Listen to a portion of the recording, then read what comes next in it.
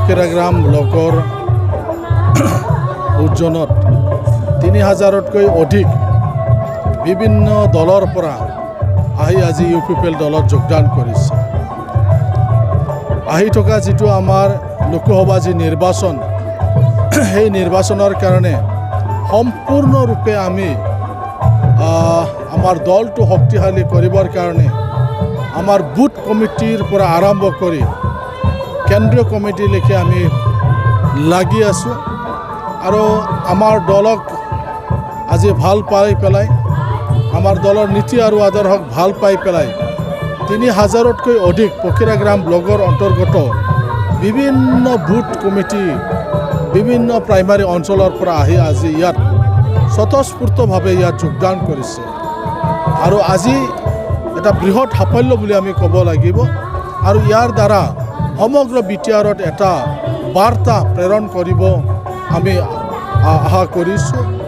সকলো যিবিলাকে BTR চৰকাৰক ভাল পায়, প্ৰমোদ বড়ো নেতৃত্বাধীন যি চৰকাৰে সকলো জাতি জনগোষ্ঠীক লৈ পেলাই কাম কৰি আছে, সৰ্বাংগীন উন্নয়নৰ কাৰণে বিভিন্ন আঁচনি লৈ পেলাই কাম কৰি আছে, এই দলক, এই চৰকাৰক ভাল পাই পেলাই আজি বিভিন্ন অঞ্চলত যোগদানৰ কাৰ্যসূচী চলি আছে। তো ইয়াৰো ব্যতিক্ৰম নহয়, ইয়াতকৈ বেছি আজি ফকিৰাগ্ৰামত আমি দেখিবলৈ পাইছোঁ। তো অত্যন্ত আমি সুখী।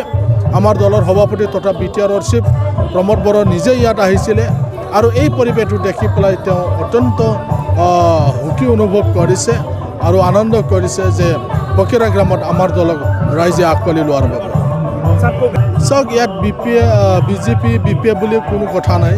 যিসকলে আমাৰ দলক ভাল পায় সেই এই দলত আহিছে। ইয়াত BJPৰ পৰা আমাৰ দলত যোগদান হোৱা নাই, কিন্তু কংগ্ৰেছ আৰু BPFৰ ফালৰ পৰা আৰু কিছুমান AIUDFৰ ফালৰ পৰা প্ৰাক্তন কিছুমান ছাত্ৰ সংগঠনৰ বিষয়ববীয়াসকল, বিভিন্ন তেনেকুৱা ব্যক্তিসকলে ইয়াত আজি যোগদান কৰিছে। যে UPPL দলৰ উদ্দেশ্য কি আছিল, UPPL দলৰ লক্ষ্য কি আছিল।